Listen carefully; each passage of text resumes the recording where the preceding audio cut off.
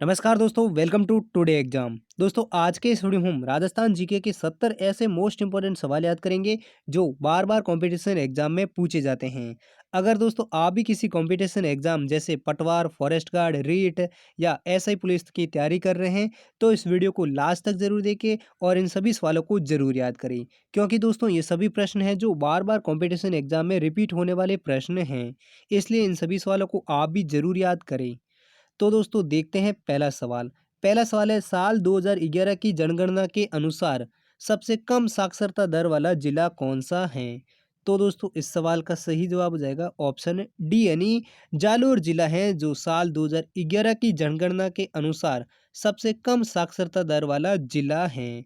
कौन सा जिला है सबसे कम साक्षरता वाला जिला? वो है जालोर जिला, जिसकी साक्षरता दर है 54.9%। और सबसे अधिक साक्षरता दर की बात करें तो सबसे अधिक साक्षरता दर वाला जिला है कोटा जिला, जिसकी साक्षरता दर है 76.6% साक्षरता दर है। यानी सबसे कम साक्षरता दर वाला तो जिला है जालोर और सबसे अधिक वाला है कोटा जिला। इसी प्रकार अगला दूसरा सवाल है, राजस्थान के किस जिले में राष्ट्रीय लॉ यूनिवर्सिटी स्थित है? तो दोस्तों इस सवाल का सही जवाब हो जाएगा ऑप्शन ए, यानी राजस्थान के जोधपुर जिले में राष्ट्रीय लॉ यूनिवर्सिटी स्थित है। कहाँ पर है राजस्थान में राष्ट्रीय लॉ यूनिवर्सिटी? जोधपुर जिले में, जो साल 2001 या 2 में स्थापित हुई थी। कब हुई थी? साल 2001 में। और कहाँ पर है राष्ट्रीय लॉ यूनिवर्सिटी? राजस्थान के जोधपुर के मंडोर में। इसी प्रकार अगला तीसरा सवाल है, राजस्थान के किस जिले से अधिकतम जिलों की सीमाएं स्पर्श करती हैं? तो दोस्तों इस सवाल का सही जवाब देगा ऑप्शन सी, यानी राजस्थान का एकमात्र पाली जिला है जिनकी 8 जिलों के साथ सीमाएं स्पर्श करती हैं। कौन सा जिला है जिसकी सबसे अधिक जिलों के साथ सीमाएं स्पर्श करती हैं? पाली जिला। और कितने जिलों के साथ? 8 जिलों के साथ। अगला सवाल है, राजस्थान की सर्वाधिक लंबी सीमा किस राज्य से मिलती है? तो दोस्तों इस सवाल का सही जवाब हो जाएगा ऑप्शन बी, यानी राजस्थान की सर्वाधिक स्थलीय सीमा है वो मध्य प्रदेश राज्य के साथ मिलती हैं। किसके साथ मिलती है सबसे लंबी सीमा? वो मिलती है मध्य प्रदेश राज्य के साथ। और जबकि सबसे कम सीमा किस राज्य के साथ मिलती हैं लगती हैं? वो मिलती हैं पंजाब राज्य के साथ। अगर सबसे ज़्यादा पूछे तो मध्य प्रदेश और सबसे कम पूछे तो पंजाब राज्य।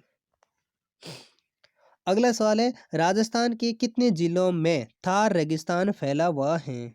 तो दोस्तों इस सवाल का सही जवाब जाएगा ऑप्शन सी, यानी राजस्थान के 12 जिलों में थार रेगिस्तान फैला हुआ है। कितने जिलों में फैला हुआ है राजस्थान?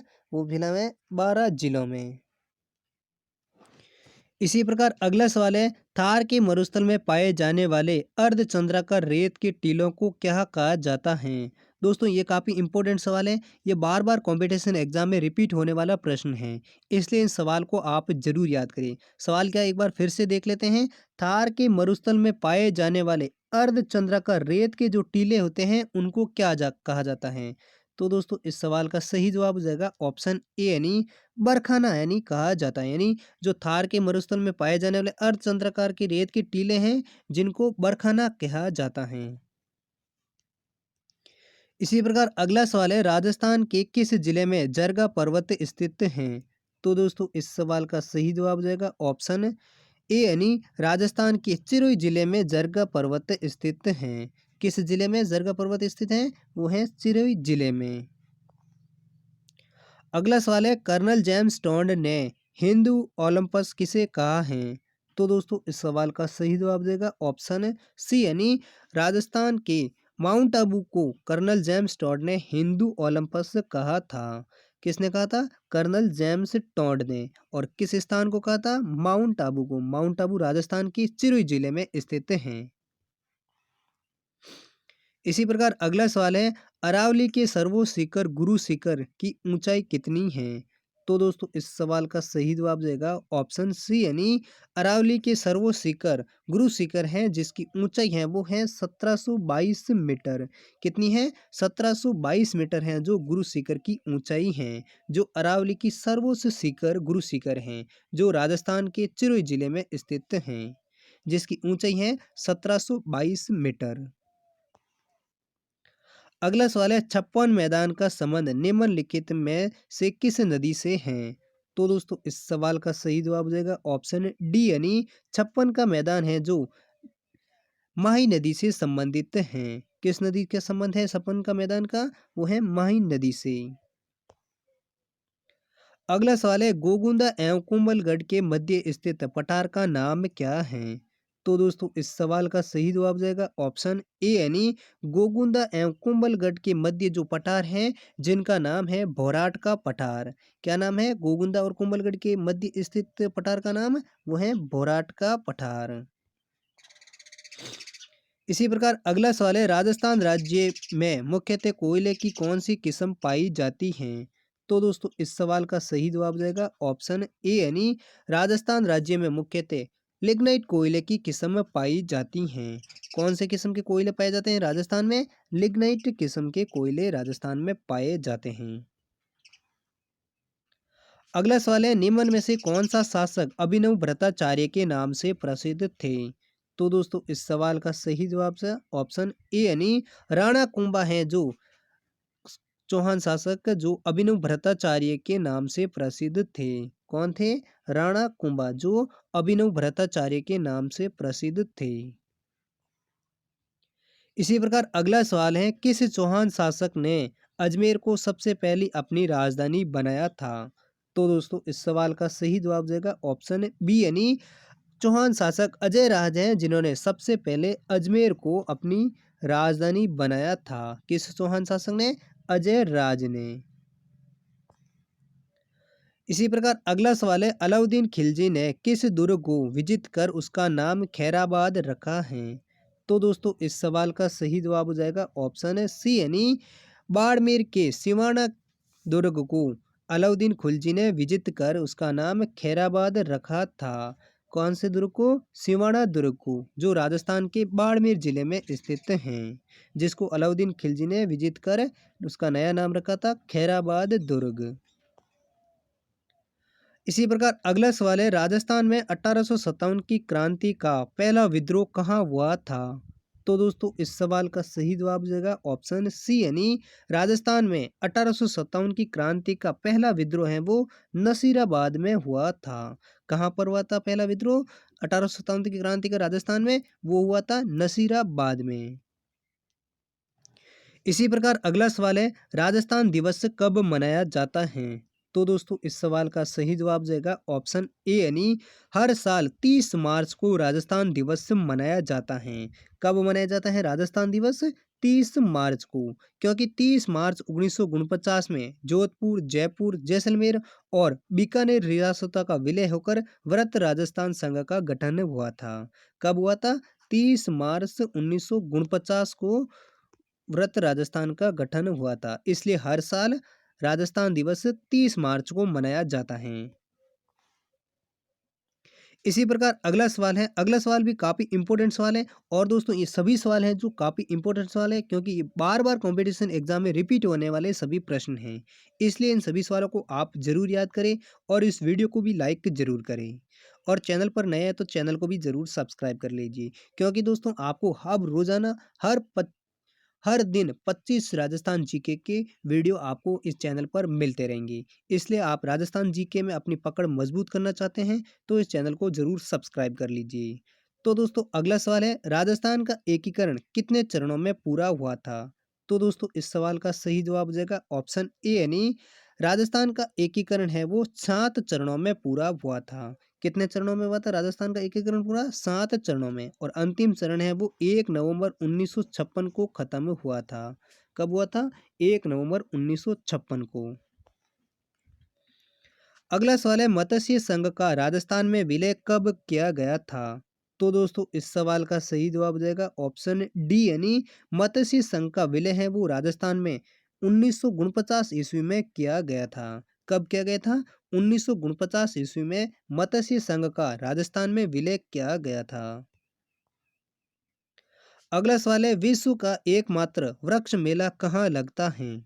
तो दोस्तों इस सवाल का सही जवाब जाएगा ऑप्शन ए, यानी राजस्थान के जोधपुर जिले के खेजड़ली गांव में विश्व का एकमात्र वृक्ष मेला लगता है। कहाँ पर लगता है? जोधपुर के खेजरली गांव में, जो अमृता देवी के बलिदान में हर साल भाद्रपद शुक्ल दशमी को वृक्ष मेला भरा जाता है, जो विश्व का एकमात्र वृक्ष मेला कहा जाता है। अगला सवाल है, राजस्थान के किस मेले को आदिवासियों का कुंभ मेला कहा जाता है? तो दोस्तों इस सवाल का सही जवाब जाएगा ऑप्शन सी यानी बेणेश्वर मेला है, जिसे राजस्थान का आदिवासियों का कुंभ मेला कहा जाता है। किस मेले को? बेणेश्वर मेला, जो राजस्थान के डूंगरपुर जिले में आयोजित होता है, जिसे आदिवासियों का कुंभ मेला कहा जाता है। अगला सवाल है, राजस्थान के किस किले में विजय स्तंभ स्थित हैं? तो दोस्तों इस सवाल का सही जवाब जाएगा ऑप्शन सी यानी राजस्थान के चित्तौड़गढ़ के किले में विजय स्तंभ स्थित हैं। किस किले में स्थित हैं विजय स्तंभ? वो है चित्तौड़गढ़ के किले में, जिसका निर्माण है वो मेवाड़ नरेश राणा कुंभा ने करवाया था। विजय स्तंभ का निर्माण किसने करवाया था? राणा कुंभा ने, जो कहाँ पर बना हुआ है? चित्तौड़गढ़ के किले में। अगला सवाल है, मेवाती बोली राजस्थान के किन क्षेत्रों में बोली जाती है? तो दोस्तों इस सवाल का सही जवाब हो जाएगा ऑप्शन बी यानी भरतपुर तथा अलवर जिले में मेवाती बोली राजस्थान में बोली जाती हैं। किन जिलों में? भरतपुर और अलवर जिले में। और कौन सी बोली? मेवाती बोली। इसी प्रकार अगला सवाल है, अगला सवाल भी काफ़ी इंपॉर्टेंट सवाल है दोस्तों, इस सवाल को भी आप जरूर याद कर लीजिए। सवाल क्या है? राजस्थान में कर्क रेखा की कुल लंबाई कितनी है? तो दोस्तों ये सवाल काफ़ी इंपॉर्टेंट सवाल है, इसलिए आप इन जरूर सवाल को याद रखें। तो राजस्थान में कर्क रेखा की कुल लंबाई कितनी है? वो है 26 किलोमीटर। यानी इस सवाल का ऑप्शन सही कौन सा हो जाएगा? ऑप्शन ए हो जाएगा। यानी कर्क रेखा की लंबाई है वो राजस्थान में 26 किलोमीटर है। और कर्क रेखा राजस्थान की दो जिलों से गुजरती है। कौन कौन सा? डूंगरपुर में और बांसवाड़ा जिलों से। कौन से जिलों से गुजरती है राजस्थान के कर्क रेखा? डूंगरपुर और बांसवाड़ा में। और कर्क रेखा की राजस्थान में कुल लंबाई कितनी है? वो है 26 किलोमीटर। इसी प्रकार अगला सवाल है, राजस्थान का थार मरुस्थल का विस्तार किन राज्यों तक है? तो दोस्तों इस सवाल का सही जवाब हो जाएगा ऑप्शन डी यानी राजस्थान, पंजाब, गुजरात तथा हरियाणा राज्य तक राजस्थान का थार मरुस्थल का विस्तार फैला हुआ है। किन राज्य तक? पंजाब, गुजरात, हरियाणा और राजस्थान राज्य। अगला सवाल है, निम्नलिखित में से किस नदी को वन की आशा के नाम से जाना जाता है? तो दोस्तों इस सवाल का सही जवाब देगा ऑप्शन है सी यानी बनास नदी है, जिसे राजस्थान में वन की आशा के नदी के नाम से जाना जाता है। किस नदी को? बनास नदी को, जिसे वन की आशा के नाम से जाना जाता है। इसी प्रकार अगला सवाल है, 9 मंजिला बावड़ी कहाँ पर है तथा उसका निर्माता कौन था? तो दोस्तों इस सवाल का सही जवाब देगा ऑप्शन बी यानी अलवर के नीमराणा में 9 मंजिला बावड़ी स्थित है। और इसका निर्माण है वो राजा टोडरमल ने करवाया था। किसने करवाया था? राजा टोडरमल ने। और ये कहाँ पर है? नीमराणा अलवर जिले में। इसी प्रकार अगला सवाल है, मंगला, भाग्य और ऐश्वर्या क्या हैं? तो दोस्तों इस सवाल का सही जवाब हो जाएगा ऑप्शन बी यानी बाड़मेर के तेल क्षेत्र हैं जिनका नाम है मंगला, भाग्य और ऐश्वर्या। क्या नाम है? बाड़मेर के तेल क्षेत्रों के कुएं के नाम क्या है? मंगला, भाग्य और ऐश्वर्या। ये तीनों ही बाड़मेर के तेल क्षेत्रों के नाम हैं। अगला सवाल है, राजस्थान के दक्षिण में होकर निकलने वाली रेखा कौन सी है? तो दोस्तों इस सवाल का सही जवाब देगा ऑप्शन है सी यानी राजस्थान की दक्षिण में होकर निकलने वाली रेखा है वो कर्क रेखा है। कौन सी रेखा है राजस्थान के दक्षिण से होकर निकलने वाली रेखा? कर्क रेखा। इसी प्रकार अगला सवाल है, राजस्थान एकीकरण कार्य का श्रेय किस व्यक्ति को जाता है? तो दोस्तों इस सवाल का सही जवाब देगा ऑप्शन बी यानी सरदार वल्लभ भाई पटेल हैं, जिनको राजस्थान एकीकरण कार्य का श्रेय जाता है। किस व्यक्ति को जाता है राजस्थान एकीकरण का श्रेय? वो जाता है सरदार वल्लभ भाई पटेल को, जिन्होंने राजस्थान का 7 चरणों में एकीकरण किया था, जो 18 मार्च 1948 से शुरू हुआ था और 1 नवंबर 1956 को राजस्थान का एकीकरण खत्म हुआ था। इसी प्रकार अगला सवाल है, राजस्थान के किस दुर्ग में सूफी संत हमीदुद्दीन की दरगाह स्थित हैं? तो दोस्तों इस सवाल का सही जवाब देगा ऑप्शन बी यानी गागरोन के किले में राजस्थान के गागरोन के किले में सूफी संत हमीदुद्दीन की दरगाह स्थित है। किस किले में? गागरोन के किले में। और गागरोन का किला कहाँ पर है? वो राजस्थान के झालावाड़ जिले में बना हुआ है। कहाँ पर बना हुआ है? झालावाड़ जिले में गागरोन का किला बना है, जहाँ पर सूफी संत हमीदुद्दीन की दरगाह स्थित है। इसी प्रकार अगला सवाल है, सिवाना दुर्ग किस जिले में स्थित है? तो दोस्तों इस सवाल का सही जवाब हो जाएगा ऑप्शन ए यानी बाड़मेर जिले में सिवाना दुर्ग स्थित है। कहाँ पर है? सिवाना दुर्ग बाड़मेर जिले में। और इसका निर्माण किसने करवाया था? वो कराया था वीर नारायण पंवार ने। इसी प्रकार अगला सवाल है, राजस्थान में सर्वाधिक अमेरिकन कपास किस जिले में उगाई जाती है? तो दोस्तों इस सवाल का सही जवाब हो जाएगा ऑप्शन ए यानी श्री गंगानगर जिले में राजस्थान में सर्वाधिक अमेरिकन कपास उगाई जाती हैं। किस जिले में उगाई जाती है सर्वाधिक अमेरिकन कपास? वो उगाई जाती है श्री गंगानगर जिले में। जबकि दूसरे स्थान पर है हनुमानगढ़ जिला। इसी प्रकार अगला सवाल है, राजस्थान किस ताप कटिबंध में आता है? तो दोस्तों इस सवाल का सही जवाब हो जाएगा ऑप्शन ए यानी उष्ण शीतोष्ण कटिबंध में राजस्थान आता है। किस ताप कटिबंध में आता है? उष्ण शीतोष्ण ताप कटिबंध में राजस्थान राज्य आता है। इसी प्रकार अगला सवाल है, राजस्थान राज्य से ही पूर्णतः बहने वाली नदी कौन सी है?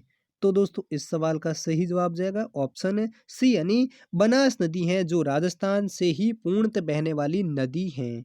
कौन सी नदी है? बनास नदी। इसी प्रकार अगला सवाल है, राजस्थान की दूसरी सबसे ऊंची चोटी कौन सी है? तो दोस्तों इस सवाल का सही जवाब देगा ऑप्शन सी यानी शहर सबसे ऊंची दूसरी चोटी है, जिसकी ऊंचाई है 1597 मीटर। ये भी राजस्थान के सिरोही जिले में बनी हुई सबसे ऊंची दूसरी चोटी है, जिसकी ऊंचाई कितनी है? 1597 मीटर। अगला सवाल है, निम्न में से किस झील पर सोडियम सल्फेट संयंत्र स्थापित किया गया है? तो दोस्तों इस सवाल का सही जवाब जाएगा ऑप्शन ए यानी नागौर के डीडवाना झील पर राजस्थान में सोडियम सल्फेट संयंत्र स्थापित किया गया है। कहाँ पर किया गया है?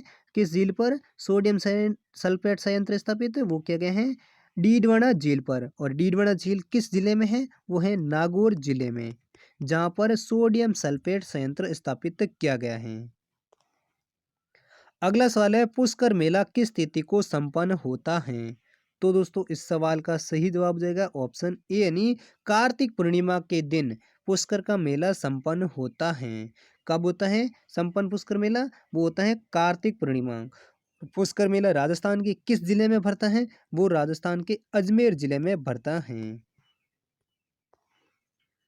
अगला सवाल है, बागड़ी बोली किस जिले में बोली जाती है? तो दोस्तों इस सवाल का सही जवाब हो जाएगा ऑप्शन डी यानी डूंगरपुर जिले में बागड़ी बोली राजस्थान में सबसे अधिक बोली जाती है। किस जिले में बोली जाती है बागड़ी बोली? डूंगरपुर जिले में। जबकि बांसवाड़ा जिले के कुछ हिस्से में भी बागड़ी बोली बोली जाती हैं। जबकि पूर्णतः वो बागड़ी बोली किस जिले में बोली जाती हैं? वो डूंगरपुर जिले में बोली जाती हैं। अगला सवाल है, महाराणा कुंभा द्वारा लिखित संगीत ग्रंथ कौन सा है? तो दोस्तों इस सवाल का सही जवाब हो जाएगा ऑप्शन बी यानी संगीत राज है, जो महाराणा कुंभा द्वारा लिखित एक संगीत ग्रंथ है। कौन सा है? संगीत राज, जो महाराणा कुंभा द्वारा लिखित एक संगीत ग्रंथ है। इसी प्रकार अगला सवाल है, संत मावजी का जन्म कहाँ हुआ था? तो दोस्तों इस सवाल का सही जवाब जाएगा ऑप्शन है सी यानी डूंगरपुर जिले में संत मावजी का जन्म 1770 ईस्वी में हुआ था। कब हुआ था? 1714 ईस्वी में डूंगरपुर जिले में संत मावजी का जन्म हुआ था। अगला सवाल है, झुंझुनू का हवा महल किसे कहा जाता है? तो दोस्तों इस सवाल का सही जवाब देगा ऑप्शन डी यानी खेतड़ी महल है, जिसको झुंझुनू का हवा महल कहा जाता है। किसे कहा जाता है? खेतड़ी महल को। और खेतड़ी महल का निर्माण है वो कब हुआ था? वो हुआ था 1770 ईस्वी में। अगला सवाल है, बीकानेर प्रजामंडल की स्थापना किस वर्ष में हुई थी? तो दोस्तों इस सवाल का भी सही जवाब देगा ऑप्शन डी यानी 1936 ईस्वी में बीकानेर प्रजामंडल की स्थापना हुई थी। कब हुई थी बीकानेर प्रजामंडल की स्थापना? 1936 ईस्वी में। तो दोस्तों ये थे राजस्थान जीके के 70 मोस्ट इंपोर्टेंट सवाल जो बार बार कंपटीशन एग्जाम में रिपीट होने वाले प्रश्न थे। उम्मीद करता हूँ ये सभी सवाल आपको अच्छे से याद हो गए होंगे। अगर याद हो गए तो इस वीडियो को लाइक करें, चैनल पर पहली बार है तो चैनल को भी ज़रूर सब्सक्राइब करें। और दोस्तों आपको एक बार फिर से बता दें कि दोस्तों अब इस चैनल पर आपको हर रोज़ 25 राजस्थान जीके के मोस्ट इंपोर्टेंट सवाल याद करने को मिलेंगे जो बार बार कंपटीशन एग्जामों में रिपीट होने वाले प्रश्न हैं। तो दोस्तों आप भी अगर राजस्थान जीके में अपनी पकड़ मजबूत करना चाहते हैं तो इस चैनल को ज़रूर सब्सक्राइब कर लीजिए। और दोस्तों सभी सवालों का पीडीएफ फाइल डाउनलोड करना चाहते हैं तो पीडीएफ फाइल आप हमारे टेलीग्राम ग्रुप से डाउनलोड कर सकते हैं, जिसका लिंक आपको हमारे इस वीडियो की डिस्क्रिप्शन में मिल जाएगा, जहां से आप टेलीग्राम ग्रुप को ज्वाइन कर लीजिए और डेली करंट अफेयर्स और अन्य पीडीएफ भी डाउनलोड कर सकते हैं। और हम मिलते हैं अगली वीडियो के साथ, तब तक के लिए जय हिंद, वंदे मातरम।